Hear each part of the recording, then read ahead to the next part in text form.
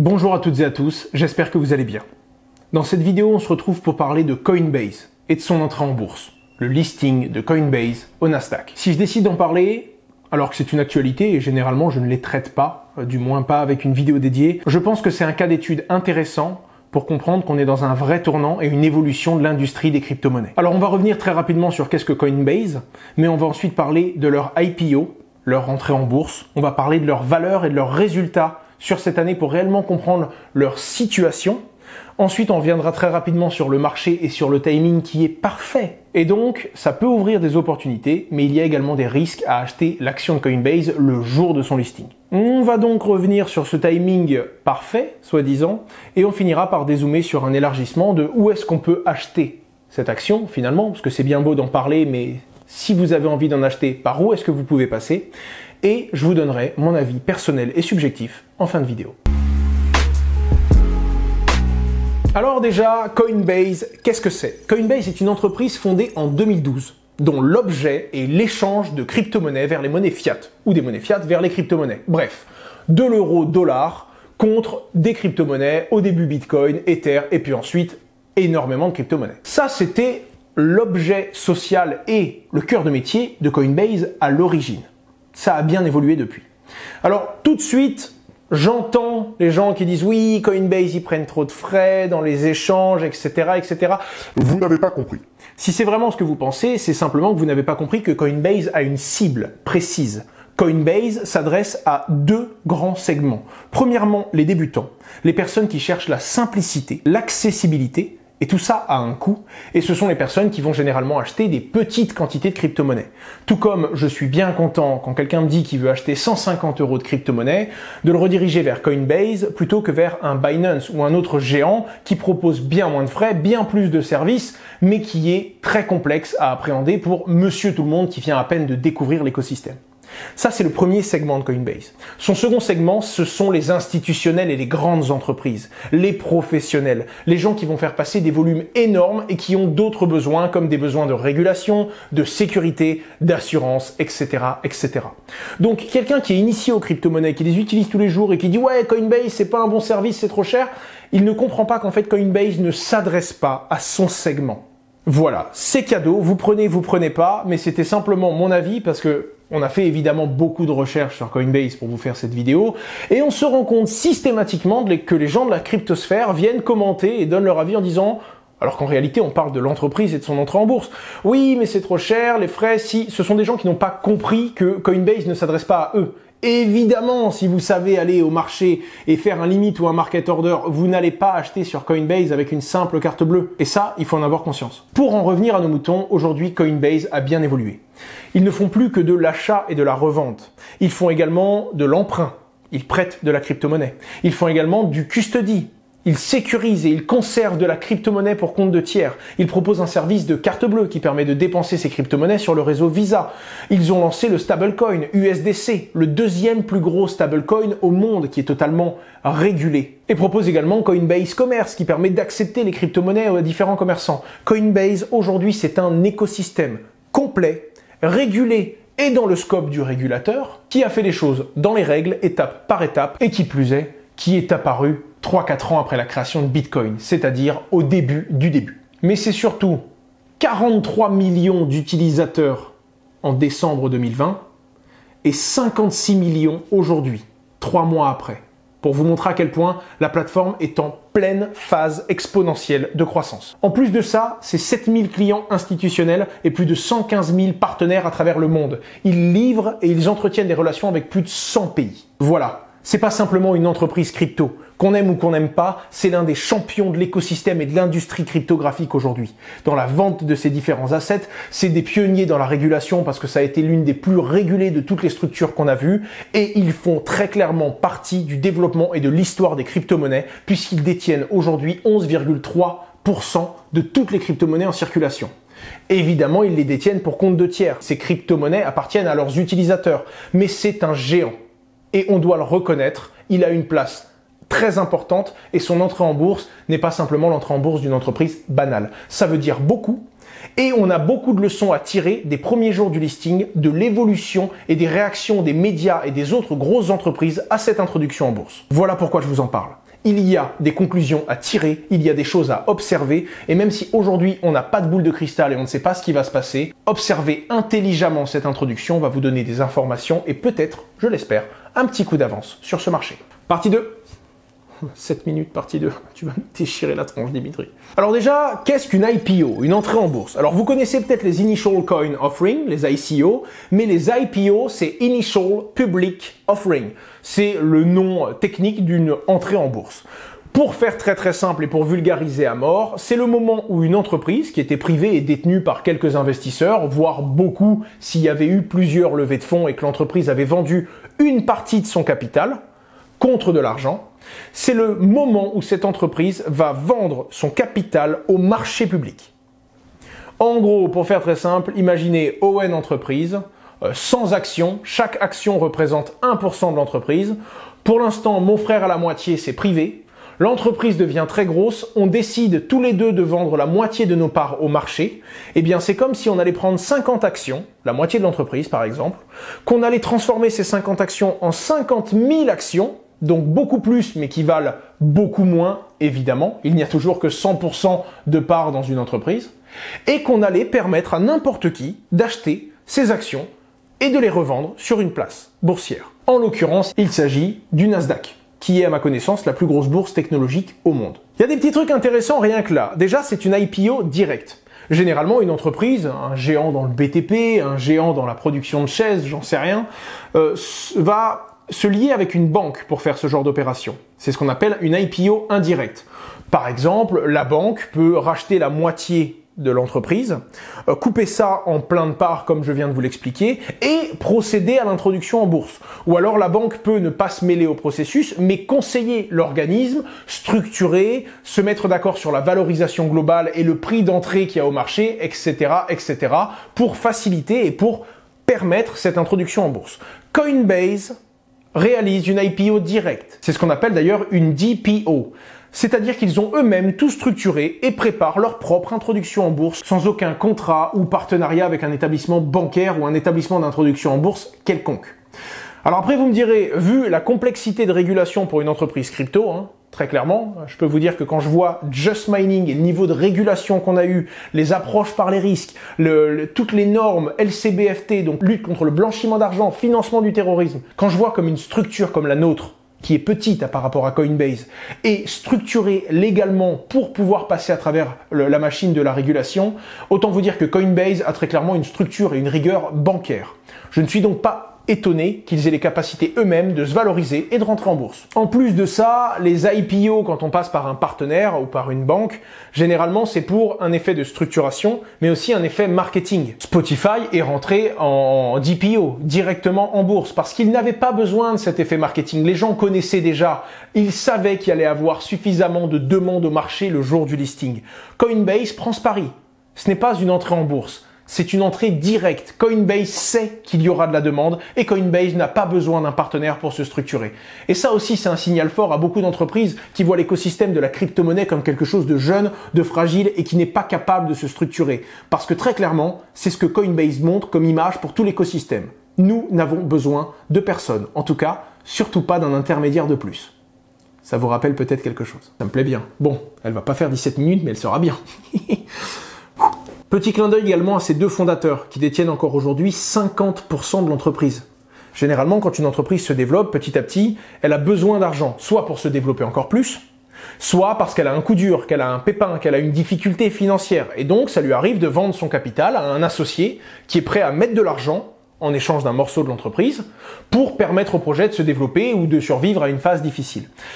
Généralement, on n'en arrive jamais là, mais les deux fondateurs détiennent encore aujourd'hui 50% de l'entreprise. D'un point de vue entrepreneurial, je trouve ça incroyable. Quand je regarde les entreprises que je connais aujourd'hui, dont je fais partie, et quand je dézoome sur des grandes histoires d'entreprises de ce monde, rares sont les entreprises qui, au moment de l'entrée en bourse, les fondateurs détenaient encore la moitié de la boîte. Ça veut dire que depuis le début, ils se sont battus pour conserver leur capital. Ça veut dire que quand il y a eu des coups durs, ils n'ont pas vendu leur capital à la première personne qui était capable de proposer de l'argent. Et vous savez aussi bien que moi que les crypto-monnaies depuis 2012, ça n'a pas été un long fleuve tranquille. C'était plutôt un Sahara avec un oasis tous les 4 ans. Et ça veut dire que ces gens-là, ils croyaient dès le début n'ont jamais vendu et bradé leur capital au premier offrant et ont tenu la position parce qu'ils savaient qu'on allait en arriver là. En tout cas, c'est l'histoire et le rêve que j'aime me raconter. Quoi qu'il en soit, détenir la moitié de son entreprise au stade avancé d'une entrée en bourse après régulation, franchement, c'est remarquable pour ses fondateurs. Alors là, le dernier point sur l'IPO, c'est le fait du coup que les employés et les investisseurs vont vendre leur part au marché public, c'est-à-dire aux retailers. Cette introduction en bourse directe va donc représenter environ 115 millions d'actions qui vont être vendues le 14 avril 2021. Et c'est là que ça commence à nous intéresser et on va rentrer dans la troisième partie de cette vidéo, la valorisation de Coinbase. Alors c'est bien beau si je vous dis que l'action vaut 420 $ ou 500 $ ou 200, mais ça veut rien dire. C'est comme une crypto-monnaie. Quand on vous dit ouais cette monnaie elle vaut tant, globalement il y en a combien en circulation? Parce que sinon c'est trop simple. Bitcoin n'est pas la plus grosse des crypto-monnaies parce qu'un Bitcoin vaut 20 000 $.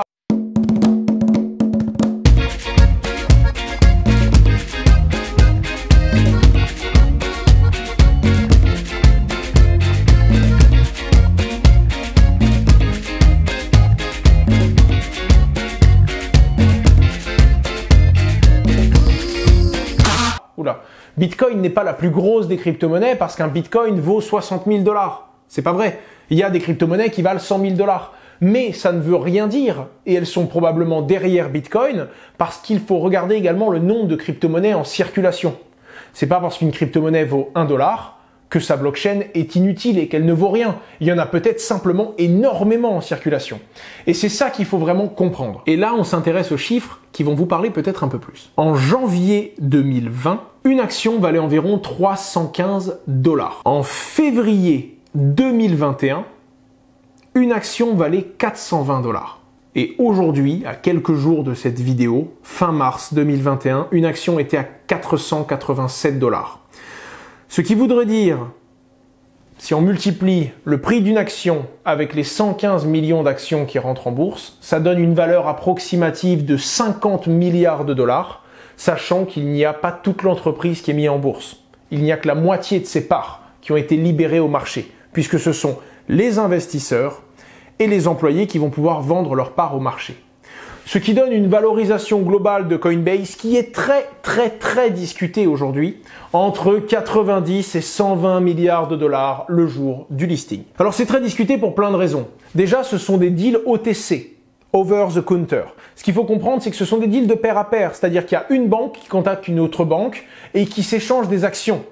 Et on va regarder le prix à ce moment-là dans l'échange et on va se dire, bon, si toutes les actions valaient le même prix, combien ça vaudrait? Et vous savez très bien que c'est pas parce qu'il y a quelqu'un qui accepte d'acheter une crypto-monnaie à 1 $ que si d'un coup elles étaient toutes en vente, il y aurait un achat en face. C'est exactement la même façon. Il y a des questions de liquidité qui vont s'ajouter à tout ça. Et des questions de valorisation entre le rationnel et les fondamentaux et le potentiel. Et là, on va observer une vraie décorrélation entre ce que rapporte et les bénéfices que génère Coinbase et la valorisation qu'ils peuvent avoir en bourse. Et c'est pour ça que ça peut décoller et c'est pour ça qu'énormément de gens sont très optimistes au listing de Coinbase en bourse. Alors déjà, pourquoi sa valeur a augmenté en quelques mois? Très simplement parce que Coinbase a réalisé 1,1 milliard de chiffre d'affaires l'année dernière, en 2020. Sur ces 1,1 milliard de dollars de chiffre d'affaires, ils ont dégagé 350 millions de résultats nets. En gros, après avoir payé les charges, l'infrastructure, bref, tout ce que l'entreprise doit payer, elle a conservé quand même en trésorerie 350 millions en résultats nets. C'est assez énorme, d'accord? Pour une entreprise qui gère normalement des services dans la finance, on n'est pas censé dégager une telle marge. Ça ne veut pas dire qu'ils prennent 30% sur tous les échanges. Ça veut dire que tout l'écosystème de Coinbase en général a dégagé 350 millions de résultats nets en un an.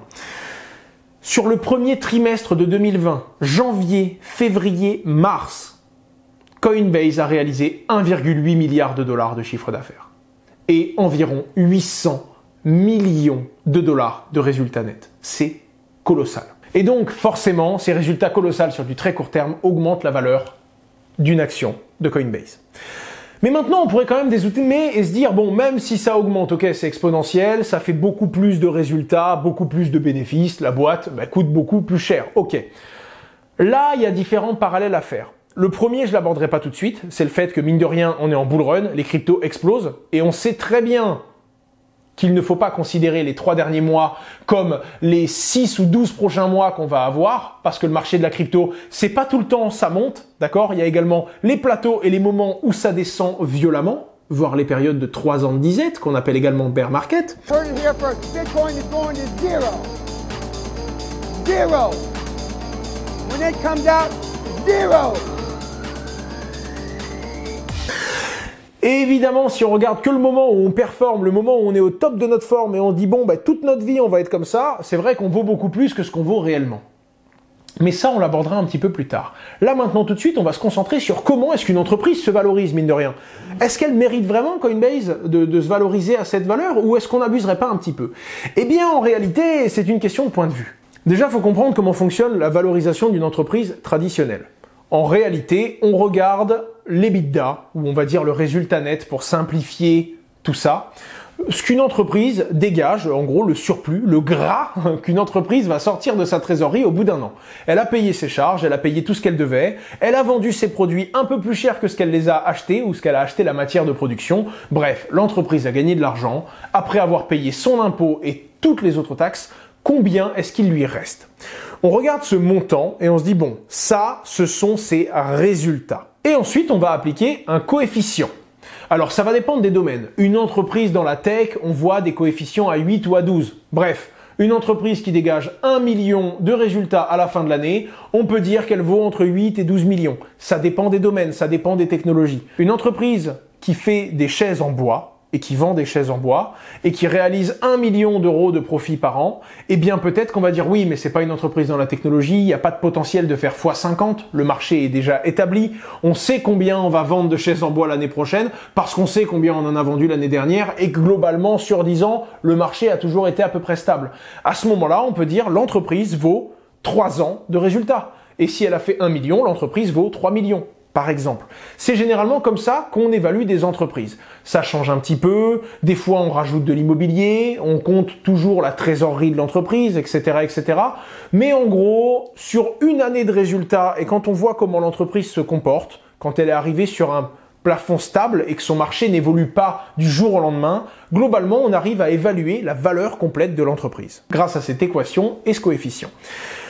Mais il existe des fois où on se décorrèle totalement de ce que l'entreprise a gagné. Prenons l'exemple de Tesla. Tesla a généré, pour la première fois en 2019 ou en 2020, un résultat positif. Ça veut dire que Tesla perdait de l'argent avant ça. Et pourtant, l'entreprise a une valeur. On n'a pas fait moins 1000 fois 5 ou fois 10 ou fois 100. Non.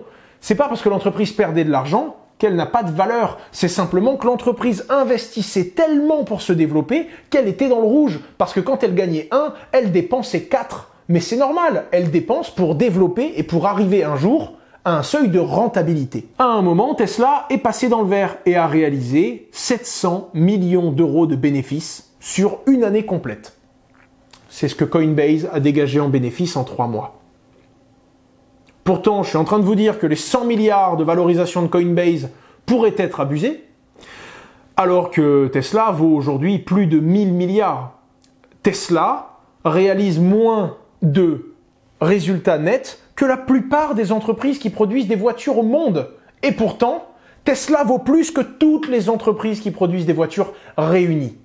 Vous l'aurez compris, on n'évalue pas Tesla sur la valeur de l'entreprise par rapport à ce qu'elle rapporte aujourd'hui. On évalue Tesla à travers une loupe bien particulière qui est la loupe de l'exponentialité, parce que tout explose et on estime que dans l'électrique et la consommation de solutions électriques, parce que Tesla ne fait pas que des voitures, eh bien il y a plein d'autres potentiels qui peuvent être apportés et développés par Tesla. Et en parallèle de ça, on regarde son potentiel. On s'en fiche que l'entreprise perde de l'argent aujourd'hui ou qu'elle n'en gagne pas beaucoup. On parie sur le fait que dans 5, 10 ou 15 ans, cette entreprise soit le leader qui rafle tout le marché. C'est pas le même pari.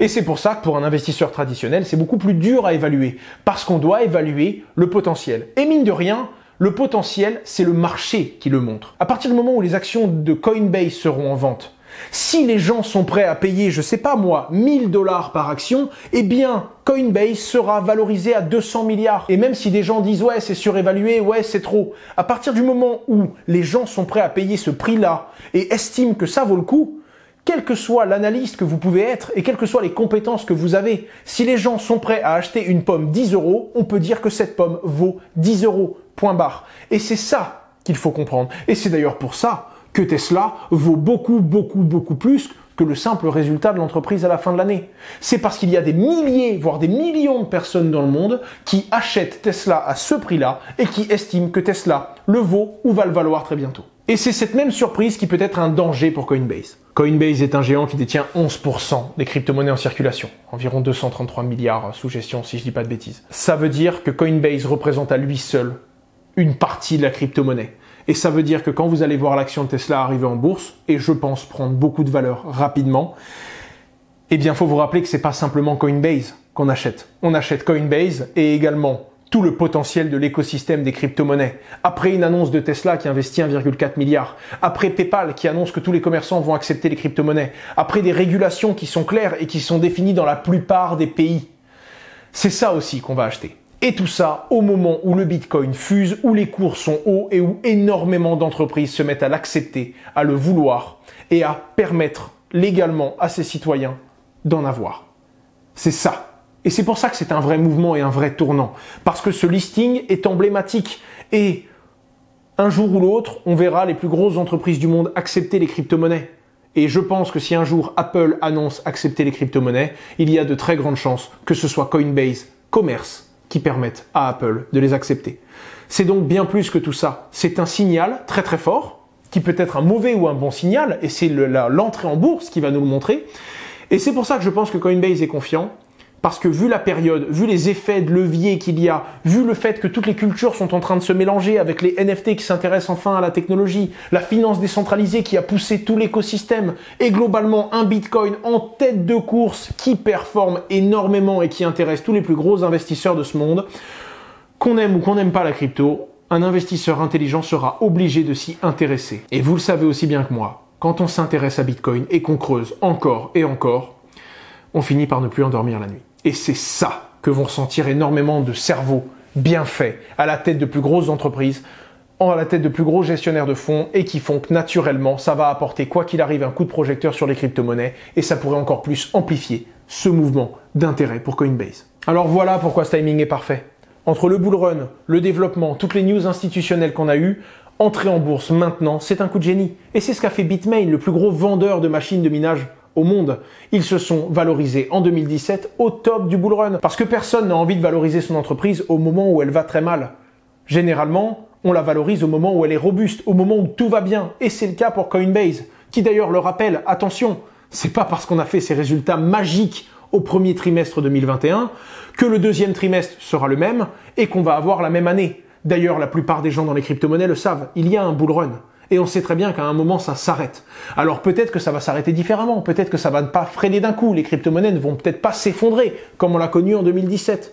Mais en attendant, même si ce bull run est différent, et j'en ai fait une vidéo, je vous invite à la regarder, il y a quand même de grandes chances qu'à un moment, ça se calme. Si ce n'est pas un effondrement, ce sera quand même une accalmie, et à ce moment-là, tous les cours et toutes les crypto-monnaies vont arrêter de s'envoler sans cesse. Et il faut l'avoir en tête parce qu'à ce moment-là, et je peux prendre le pari devant vous aujourd'hui, l'action Coinbase perdra de la valeur, tout comme le Bitcoin, s'il en perd. Ou acheter ces fameuses actions Coinbase.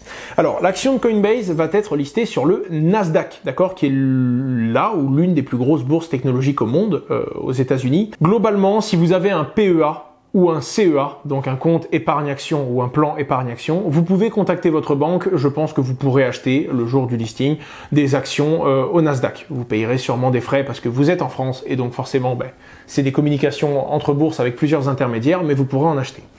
Ensuite, vous avez peut-être déjà un broker, vous avez peut-être déjà un compte. Moi, j'aime beaucoup Bourse Direct parce que c'est assez simple, les frais sont pas très élevés et pour être franc avec vous, je suis pas un gros boursicoteur. Donc quand il y a un truc qui m'intéresse vraiment, je vais acheter en passant par mon broker Bourse Direct, qui est un entrepreneur français qui est maintenant dans la crypto-monnaie. Bonjour à toi si tu nous regardes. Et sinon, il existe également eToro. Alors eToro, j'aime pas du tout dans les crypto-monnaies parce que ça prend des charges et des frais qui sont abusifs. Globalement. Et donc j'aime pas trop les gens qui vont trader de la crypto-monnaie sur eToro parce qu'ils payent vraiment beaucoup sans s'en rendre compte parce que c'est assez complexe de comprendre. Par contre, eToro pour acheter des actions en bourse, on aime ou on n'aime pas, c'est quand même l'un des leaders mondiaux dont le nom n'est plus à faire. eToro sera sans aucun doute l'un des premiers à proposer Coinbase et sera forcément présent le jour du listing, le 14 avril. Si vous n'avez pas de compte, je vous mets les liens pour ouvrir des comptes sur Bourse Direct ou sur eToro dans la description. Et ça vous permettra, je l'espère, si vous avez le temps de valider votre KYC, votre identité d'ici le 14 avril, d'acheter les premières actions Coinbase. En attendant, si vous êtes un débutant, je le déconseille fortement. Pas parce que je pense que ça va descendre, mais simplement parce que même si ça monte, vous allez rien comprendre. Et globalement, si vous êtes un débutant, c'est déjà très bien de vous être informé, mais cette vidéo ne suffit pas à vous faire acheter une action qui a de grandes chances de prendre de la valeur dans les premières minutes.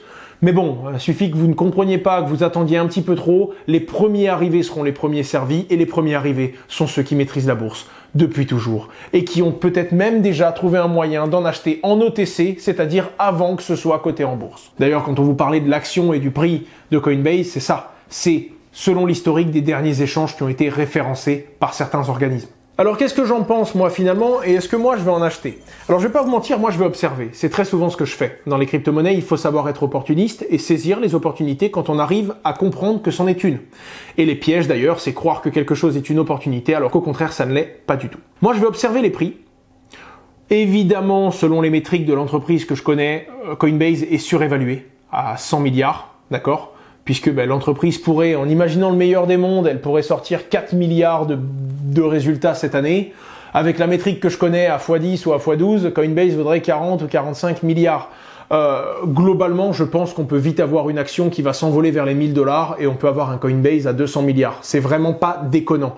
Parce qu'il ne faut pas regarder ce que l'entreprise rapporte aujourd'hui. D'ailleurs, une très jeune entreprise comme Coinbase devrait même être dans le rouge aujourd'hui. Parce qu'elle devrait tellement investir pour se développer qu'elle devrait perdre de l'argent. Même pas. Coinbase arrive à tenir sa croissance, sa régulation, son développement en étant dans le vert. Et c'est ça le potentiel qui va être valorisé. Et donc je m'attends à ce que le prix explose. S'il explose, je pense que je ne rentrerai pas, simplement parce que je ne suis pas un trader, simplement parce que je ne serai pas capable d'évaluer si le prix explose, est-ce que c'est un bon prix ou un mauvais. Alors dans le doute, je m'abstiens plutôt que de jouer au pile ou face. Par contre, si je vois que le prix a un petit peu de mal et perd de la valeur au départ, je pense que je vais, comme on dit, buy the dip, je vais acheter la baisse de la valeur. Et quoi qu'il arrive, j'attendrai une accalmie, soit que le prix se stabilise et trouve un prix globalement accepté par le marché, parce que dans les premières heures, ça peut aller très haut ou très bas, ça ne veut rien dire. Par contre, quand le prix aura trouvé une valeur plutôt stable, un palier, où tout le monde aura accepté de maintenir le prix à cette hauteur-là, je pense que je prendrai un petit bag d'actions Coinbase que je vais ensuite détenir sur le très long terme. Parce que je vais acheter du Coinbase, tout comme j'achète du Bitcoin. Je sais que sur le très court terme, on a un Bitcoin qui peut aller chatouiller les 40 000 $ et nous faire beaucoup de mal. Tout comme je sais qu'une grosse annonce peut pousser le Bitcoin à 75 ou à 100 000 $. J'en ai conscience. Mais tout ce que je sais, c'est que même si je peux perdre ou gagner demain, et je suis pas quelqu'un qui joue au pile ou face, donc généralement, je n'investis pas dans l'incertitude complète. Par contre, il y a une chose que je sais, le Bitcoin, sur du très long terme, j'y crois. Et tout comme Coinbase qui représente et qui n'est qu'un reflet de notre écosystème crypto, sur du très long terme, je crois au développement de cette technologie. Et je me fierai à mes fondamentaux. Il y a quand même quelques trappes à éviter. C'est évidemment une valorisation en top bull run. Si les marchés crypto s'effondrent, et ça peut très bien arriver, l'action de Coinbase suivra, littéralement. Le deuxième point, c'est qu'il y a l'avènement de la finance décentralisée, une finance qui se veut autonome et sans aucun intermédiaire, même Coinbase. Déjà, la décentralisation c'est bien, mais pas tout le temps. Quand la centralisation marche, je vois pas pourquoi tout décentraliser. Donc déjà, Coinbase a un avenir. Ensuite, la finance décentralisée va mettre du temps. Et elle fait autant d'ombre à Coinbase, voire même un peu moins, qu'aux banques. Pour moi, il y a encore des très très longs délais avant que la finance décentralisée vienne ternir le marché des crypto-monnaies. Au contraire, l'explosion de la finance décentralisée a pour l'instant apporté plus de flux et d'intérêt aux cryptos, ce qui a valorisé des Coinbase et des autres entreprises comme Binance. On n'est pas à l'abri que Coinbase se prenne un hack. Vous devez toujours l'avoir en tête, que ce soit pour vos fonds, que ce soit pour les géants qui n'ont jamais eu aucun problème, ou ceux qui ont déjà pris des grosses claques et qui ont déjà perdu de l'argent. Le hack et le risque technique est présent partout. Bien que Coinbase soit assuré, bien que Coinbase ait des sécurités, une grosse faille technique ou un problème avec le régulateur, une grosse amende ou un gros souci, je vous parle de quelque chose à l'échelle de la boîte, pas des petites amendes comme des entreprises de cette taille-là doivent avoir très régulièrement, ça peut remettre en cause leur valeur et affecter directement leur action en bourse. En réalité, c'est bête, mais on peut également regarder tous les scopes qu'il y a à une crypto-monnaie. Une bonne news, un problème technique, etc., etc. Ce qui peut affecter le cours d'une crypto peut affecter aussi violemment le cours de Coinbase qui est énormément valorisé sur son potentiel. Bien que ce soit une machine à cash phénoménale. Parce que croyez-moi, pour dégager 2 milliards de CA en un trimestre et sortir 800 millions de résultats, autant vous dire que la bécane, elle est bien rodée. Ils en sont pas à leur coup d'essai, les mecs. Bref, pour vous répondre en une phrase, est-ce que j'achète ou pas? J'achète Coinbase tout comme j'achète du Bitcoin. À peu près. À l'heure actuelle, si je devais faire un parallèle très simple, c'est exactement ce que je donnerais. On va acheter du potentiel, du très long terme. Au moment du listing, tout comme une crypto-monnaie, ça peut avoir de grosses conséquences à la hausse comme à la baisse, donc faites attention. En attendant, je pense que s'il y a une baisse durable sur Coinbase, j'attendrai pour racheter par palier le fameux DCA qui fait que vous pouvez acheter plusieurs petites quantités d'actions sur du long terme ou au contraire observer et dès que vous trouvez le prix anormalement bas et que ça se passe anormalement mal, tout comme quand il y aura le bear market, là où tout le monde sera en train de perdre son argent si ce moment arrive, évidemment, eh bien, les plus malins qui sont sortis quand tout s'est bien passé et qui ont fait des bonnes réserves de cash, qui ont réussi à vendre quand tout allait bien et que tout le monde se disait ça peut monter plus haut, eh bien, ces gens-là auront les moyens et l'esprit au clair pour pouvoir acheter quand tout le monde vendra parce que le marché s'effondre. Et c'est ces gens-là qui font en général les meilleures décisions, qui prennent les meilleurs morceaux, pour faire très simple, et qui attendront patiemment 2, 3, 4 ans que l'écosystème se revalorise, que les cryptos s'enflamment de nouveau, que les actions en bourse de ces entreprises décollent pour revendre les bagues qu'ils ont achetées à ceux en panique qui avaient pris des décisions sans les comprendre et qui vendent leur crypto-monnaie à rabais quand les marchés s'effondrent. L'objectif n'est pas de vous conseiller d'investir évidemment et quoi qu'il arrive, vous l'avez compris, sur du moyen terme dans les crypto-monnaies ou dans les actions liées aux crypto-monnaies, vous pouvez perdre. L'objectif c'était de vous renseigner, de vous donner un petit bagage, de vous faire comprendre pourquoi la valorisation est au-dessus des résultats de l'entreprise sur une équation simple, mais de vous montrer quand même que Coinbase se défend. Coinbase était là depuis le début et a donc une vraie raison de dire on est ici, on ira ici, parce que Coinbase a tenu cette croissance depuis le début et globalement de vous donner une overview. On a énormément d'informations qui sortent sur Coinbase. C'est plus qu'une introduction en bourse, c'est un signal fort qu'il fallait déchiffrer, comprendre et que je voulais vous partager. J'espère que ça a été assez clair. Si j'ai fait des erreurs factuelles, je les corrigerai dans le commentaire épinglé, vous permettant d'être encore plus informé au cas où j'ai dit une bêtise. Ce sont des choses qui arrivent. Et si moi je la rate, autant vous dire que les 50, 100 ou 200 000 personnes qui vont voir cette vidéo, ouais, j'ai du courage, vont probablement pas rater mon erreur. Je vous invite à commenter, à me dire ce que vous pensez, à interagir entre vous, c'est le plus important et c'est ça qui me permet d'avoir un discours encore plus construit et une prochaine vidéo encore plus pertinente. Vous pouvez vous abonner, activer la cloche des notifications parce que c'est ce qui me motive et qui me donne envie de faire encore plus d'efforts et encore plus de vidéos comme celle-là qui demandent beaucoup de recherche. Et je tenais à remercier Thibaut qui travaille avec moi et Mika qui sont deux personnes qui m'ont littéralement fourni des informations précieuses et que j'aurais probablement manqué avant de vous tourner cette vidéo. C'était Asher, j'espère que ça vous a plu. Je suis également sur Facebook, Twitter, Instagram, bon, vous savez tout ça, et je vous attends sur tous ces réseaux. Au revoir. Vous avez des sources et de la documentation en description, bien entendu.